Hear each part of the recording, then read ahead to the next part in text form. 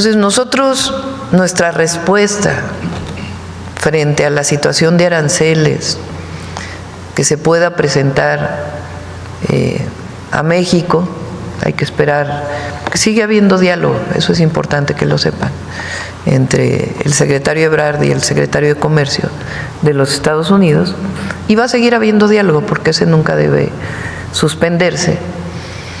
Pues es el Plan México. No es solamente una respuesta frente a los aranceles, sino un plan de fortalecimiento de la economía nacional, que es parte de lo que hemos venido trabajando. Entonces, sí tiene que haber en algunos casos con posibles medidas arancelarias, pero no es un conflicto con Estados Unidos, sino es el fortalecimiento de nuestra economía. Entonces, en ese sentido va nuestra propuesta al pueblo de México el 3 de abril, 4 de abril, y vamos a esperar pues cuál es exactamente la posición que toma el gobierno de los Estados Unidos el 2 de abril. Entonces, que sepan que sí estamos preparados, nos reunimos 2, 3 veces a la semana con el equipo para fortalecer pues las distintas medidas. Lo que queremos pues es proteger al pueblo de México y al empleo, esencialmente. Y hay plan y vamos a esperar a ver cuál es la propuesta. Y siempre estamos abiertos al mundo. El que haya posibles tarifas, impuestos, aranceles a uno u otro país, pues tiene que ver con una propuesta de mayor producción en nuestro país. Lo hemos platicado muchas veces. Prácticamente lo que exportamos lo importamos en términos monetarios y lo que queremos es importar menos y producir más en México. Entonces, en ese sentido va todo el Plan México y la propuesta que vamos a seguir conduciendo y acelerando, con relación con todos los países, porque así debe ser. Presidenta, ¿sabe cómo va el avance de las empresas que hacen sus exportaciones conforme al TEMEC? Cuando se anunciaron los aranceles recíprocos, el secretario de Economía, Marcelo Ebrard, nos explicaba que iban a buscar a las empresas que en lugar de exportar por el TEMEC lo hacen por el principio de nación favorecida, pues para evitar los aranceles recíprocos, y nos dijo que iban a intentar llegar al 80% de las empresas. ¿Sabrá ya cuántas empresas? Tiene mucho diálogo, Marcelo, con las empresas. La importancia de que exporten a través del TEMEC, vamos a esperar que pase el 2 de abril. Y también con las medidas que anunciaron para la industria automotriz, que también seguimos dialogando en ese sentido, y también sobre el acero y el aluminio. Si se exporta a través del TEMEC, si se conserva este mecanismo, que esperemos que sí, hay lo que se llaman reglas de origen. Quiere decir que se produzca más en Norteamérica para exportar, o tiene que tener un contenido de cualquiera de los 3 países para su exportación, que si viene el contenido mayor de otros países. Entonces, nos conviene que sea a través del TEMEC. ¿Por qué? Porque hay mayor contenido, por ejemplo, mexicano. Entonces se fabrica más en México. Entonces sí hay mucho trabajo por parte de la Secretaría de Economía para poder entrar a través del TEMEC y no de la nación más favorecida. Y bueno, finalmente preguntarle, pues con los reportes de las caídas de las bolsas a nivel mundial, ¿cómo se encuentra la economía mexicana? Hay analistas que aseguran que nuestro país tendrá una recesión económica. Sí, hay que esperar a ver cómo viene el 2 de abril y nosotros estamos trabajando. Y también es importante decir que todo esto viene pues de una decisión del gobierno de los Estados Unidos, porque no es que haya una situación particular de la economía mexicana, al revés, está muy fortalecida. Vean, con todos los anuncios que ha habido, sí ha tenido movimientos el peso, pero no ha tenido movimientos pues más allá de entre los 20 y los 21 pesos. Vamos a esperar cómo viene el anuncio del 2 y la propuesta que estamos haciendo, donde estamos en diálogo también con los empresarios mexicanos. Entonces ahí tenemos plan y el objetivo pues es seguir fortaleciendo la economía nacional. Y sí, pues al anunciar estos aranceles por parte del gobierno de Estados Unidos, pues han ocurrido todas estas caídas en las bolsas, disminución de demandas en muchos lugares.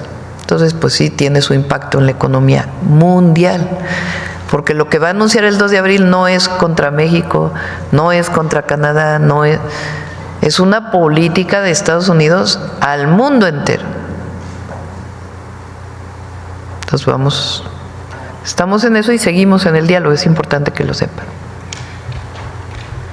A ver aquí. Presidente, buenos días. Herrera Aldave, de Grupo Fórmula. Insistir en esta reunión con la secretaria de Seguridad Interior de los Estados Unidos. Ella habló ayer en esta entrevista que dio de que habían firmado varios acuerdos. Preguntarle cuáles otros acuerdos firmaron. Nada más uno. El de aduanas. El acuerdo de aduanas, que es un acuerdo que se firmó en 2022. Y lo que se firmó, lo firmaron el secretario de Relaciones Exteriores y la secretaria de Seguridad de Estados Unidos, es que continúa este acuerdo de aduanas y que se va a seguir trabajando en información conjunta. Eso fue lo que se firmó. ¿Y qué otras acciones planteó la funcionaria de la administración Trump? Ella dijo que puso sobre la mesa acciones que le gustarían al presidente de los Estados Unidos que se implementaran en nuestro país, aparte de lo de Guatemala. Pues sí, es un asunto de colaboración, porque no es un asunto de lo que el presidente Trump establezca hacia México, que eso es muy importante. Es un asunto de colaboración, de coordinación, no es de subordinación. Y coordinación quiere decir responsabilidad compartida. Por ejemplo, nosotros hemos planteado, lo planteó ayer también el secretario Juan Ramón de la Fuente con el secretario Rubio, que así como nosotros estamos colaborando para evitar la entrada de fentanilo a los Estados Unidos y de otras drogas, particularmente sintéticas, pues nosotros queremos que Estados Unidos pare la entrada de armas de Estados Unidos a México. Hemos hablado muchas veces, incluso le mostramos el último spot que hicimos sobre fentanilo, de que ellos tienen que hacer una labor muy importante para disminuir el consumo de drogas en Estados Unidos, que no solo es un tema de seguridad, sino también de salud pública. Que nosotros estamos haciendo una campaña que ha sido reconocida por el propio presidente Trump para poderla hacer en Estados Unidos.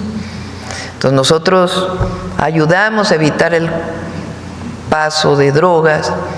Tenemos 10,000 elementos de la Guardia Nacional, revisiones en la frontera, que han permitido muchas incautaciones de droga. Y también ellos pues tienen que hacer su parte del otro lado.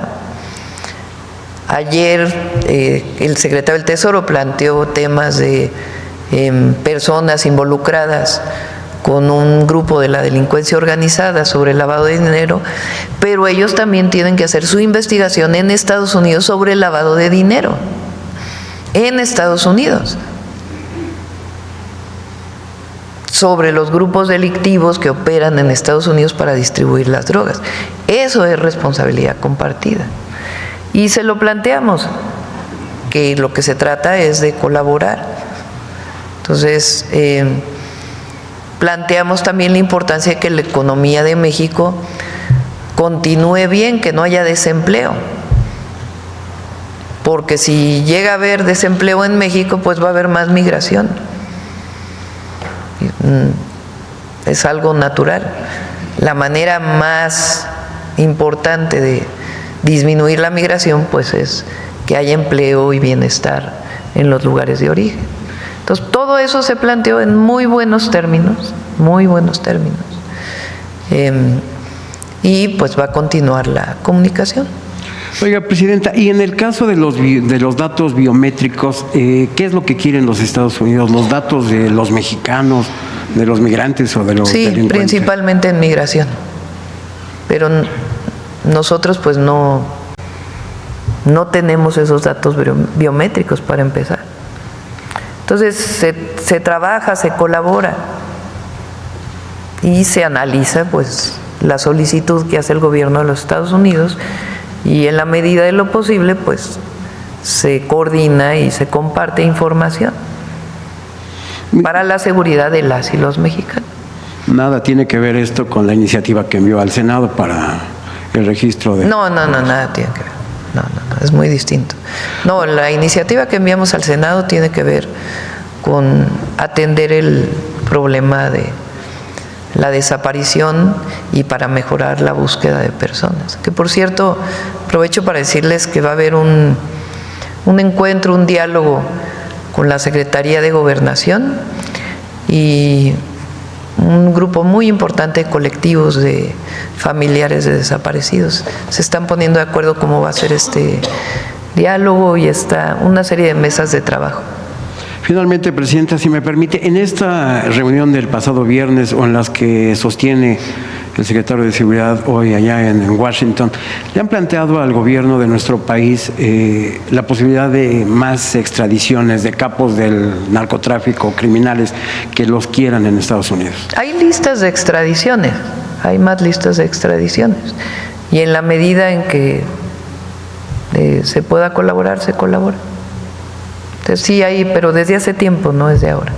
Además de las 29 personas que ya están allá. ¿Se podrían agilizar estas extradiciones? Pues depende del trabajo conjunto, no es algo, no se ha pedido algo en especial con relación a ello. Gracias.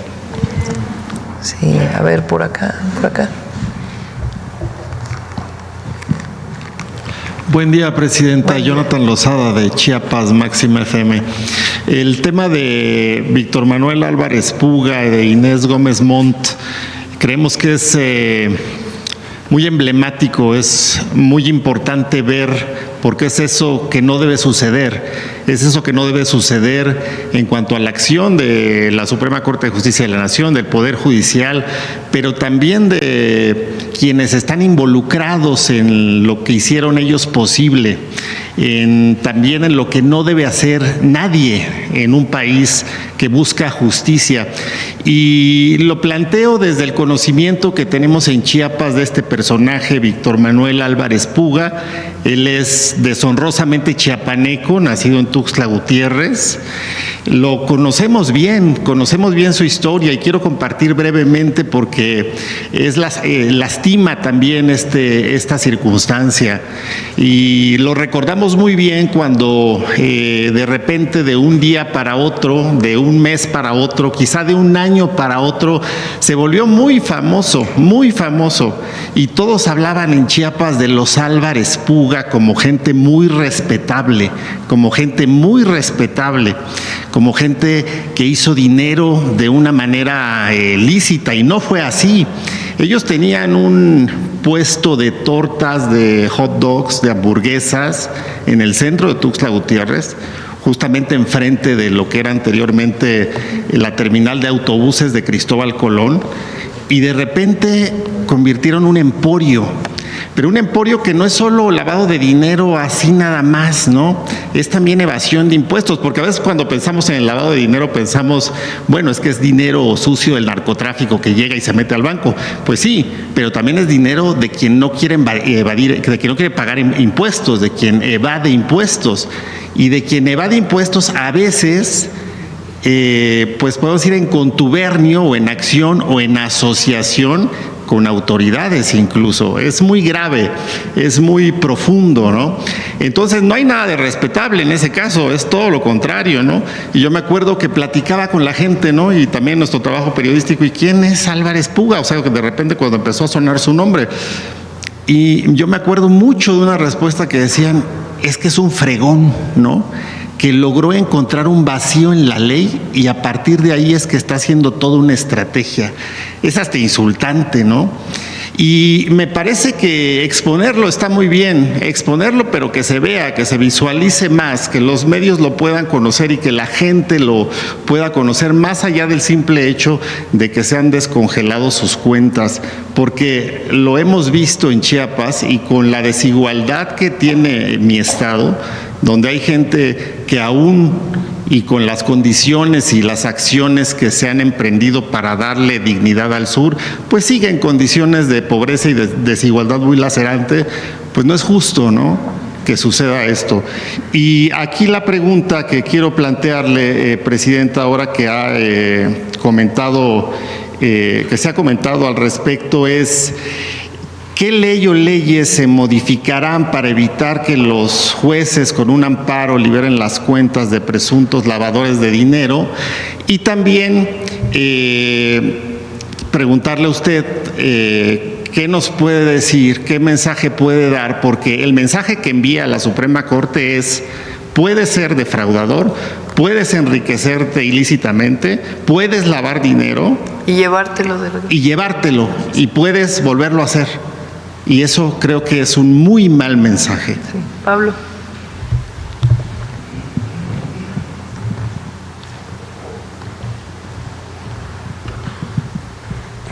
Gracias. En el Senado se está discutiendo desde hace años un proyecto que esperamos que salga en este periodo de sesiones, que son varias leyes que tienen que ver con los reportes de los sujetos obligados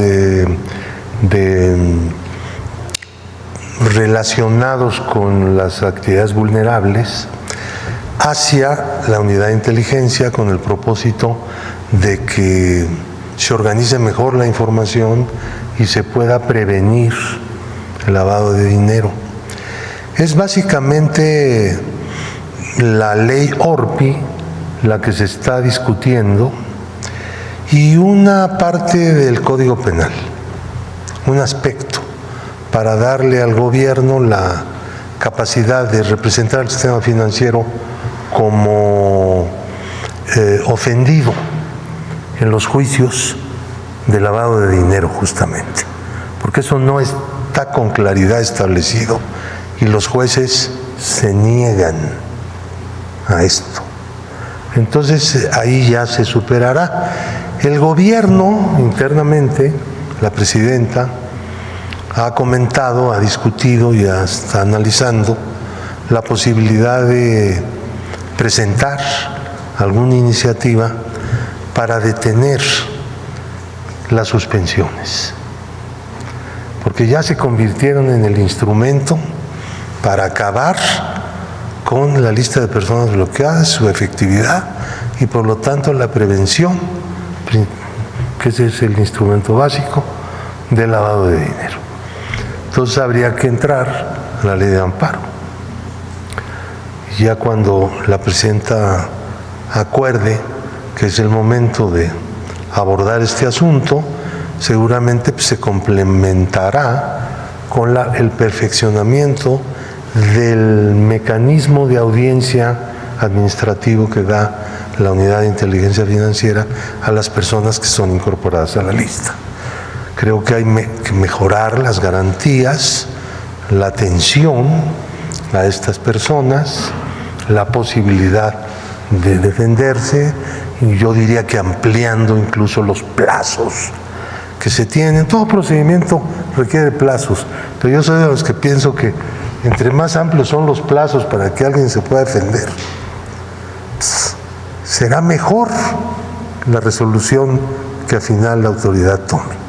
Entonces, estas cosas también entrarán, no solamente aquellas que le interesan al gobierno, sino también aquellas que les interesan a los ciudadanos y ciudadanas para llevar a cabo sus defensas, sus planteamientos y lo que sea, ¿no? Así es la idea. Gracias. La reforma al Poder Judicial, además de la elección, tiene planteamientos sobre temporalidad de juicios, para que no sean juicios eternos, en donde pueda seguir habiendo amparo sobre amparo, sobre amparo, sobre amparo. Y no quiere decir que no protejamos al individuo frente a la autoridad, que es el objetivo fundamental del amparo. Pero tienen que acelerarse. Entonces, para que se pueda cumplir, por ejemplo, el plazo del que el juicio mercantil, creo que son 6 meses lo que se plantea ahora en la Constitución, pues tienen que modificarse varias leyes, entre ellas la ley de amparo. Entonces lo está trabajando la consejera jurídica en un grupo muy amplio y se va a presentar ya pronto, entre otras también leyes de procedimiento que obvien tiempos, que disminuyan tiempos para que haya justicia. Porque la justicia no es medio justicia, o hay justicia o no hay justicia. Y bueno, recordemos que la exconductora Inés Gómez Montt, pues es sobrina de Fernando Gómez Montt, exsecretario de Gobernación del gobierno de Felipe Calderón, y bueno, Álvarez Puga, quien fue señalado por todo este tema, amigo del grupo de Juan Collado. Ellos se conocieron en una reunión, ¿no?, de un personaje cercano también a Salinas de Gortari, solamente para no olvidar el contexto. Presidenta, en este tono que estamos tocando y planteando, recuerdo que el fin de semana que estuvo en Rosarito, Baja California, dio a conocer el titular del Infonavit que se han levantado 38 carpetas de investigación por el tema de los fraudes y abusos en torno a los trabajadores afiliados al Infonavit, pero que van a llegar a ser 3,800. Y también está relacionado el tema, o bueno, en el mismo tono, que tiene que ver con la primera compra consolidada del gobierno, en donde se detectó este fraude por alrededor de 13,000 millones de pesos, 2 casos que pues han salido a la luz de cuestiones turbias. ¿Qué hay de ello, Presidenta? ¿Tienen ¿Dices de la compra de medicamentos? Sí, donde estuvo se detectó esta cuestión. Sí, pero no se consumó, digamos. Sí. Afortunadamente, preventivamente se detuvo antes de que pudiera haber este fraude o pues este delito. Sí.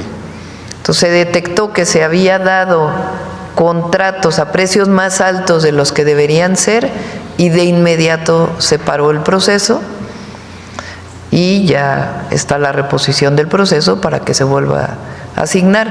Y es muy importante lo que presenta Eduardo. ¿Por qué no ponen la plataforma? Ya Eduardo, no tuvo. ¿por qué no la explicas de nuevo? Ya no Porque tuvo fue mayor. así como la platicaste demasiado rápido. Un gusto, presidente. Claro, si ustedes ingresan a la página compraconsolidada.salud.gov.mx y se van a esta sección que se llama monitoreo de la compra, lo que van a ver ustedes es todos y cada uno de los medicamentos que hemos adquirido en este proceso de consolidación. Van a poder buscarlos por clave, que es como lo conocen muchos de los especialistas, por nombre del medicamento, ponen ahí paracetamol, ponen el medicamento que ustedes quieran. Van a poder ver qué tipo de medicamento es, si es un oncológico, si es un medicamento, material de curación, y lo más importante es que van a ver quién fue el proveedor adjudicado o los proveedores adjudicados, porque puede haber más de uno cuando estén ofertando precios similares, el volumen que estamos comprando, es decir, cuántas piezas, a qué precio estamos comprando cada pieza y cuánto representa este monto del contrato. Con esto lo que buscamos es que no solo la población conozca los medicamentos que ya están a disposición de todos para que los hospitales, las clínicas los soliciten, pero que también sea un ejercicio bastante fuerte de transparencia a futuro de en qué condiciones compramos los mexicanos los medicamentos medicamentos que requerimos y así le demos seguimiento. Y finalmente, como una parte posterior que estamos liberando en los siguientes días, es no solo lo que compramos, es decir, los contratos adjudicados, sino lo que ya vamos pidiendo y en qué lugar se van solicitando para que también podamos darle seguimiento como pacientes, como sociedad civil en general, a lo que se está llevando a cada uno de los estados. Y muy importante para nosotros, es un mecanismo también de presión para incrementar el cumplimiento de parte de los proveedores. Y si ustedes ven ahí en el mediano plazo, esperemos que no ocurra pues un tema sistemático de incumplimiento de algún proveedor, poder hacerlo conducente para cambiarlo en buenas condiciones de precio y calidad por alguien que sí cumpla. Eso es lo que estamos anunciando hoy y en todo este proceso de compra la presidenta nos ha pedido que pues transparentemos lo más posible porque creemos que es la mejor manera de meternos presión inclusive internamente. Si ustedes saben de qué manera compramos, nosotros también tenemos una lupa encima de nosotros para hacer nuestro trabajo aún mejor y con más probidad, que es lo que tenemos que garantizar siempre. ¿Podrá ver cuando lleguen a las comunidades?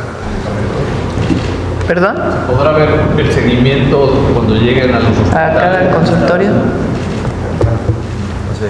Sí, finalmente es el cumplimiento del proveedor cuando se entreguen cada una de los estados, que es donde el proveedor entrega, o las unidades hospitalarias. Recuerden, la última milla, que son las unidades, lo hacemos dentro del Estado mexicano y estamos viendo si en el futuro podemos facilitar eso, pero en esta primera etapa es cuando cumple el proveedor, que es entregarlo en hospital o en los almacenes de cada uno de los estados.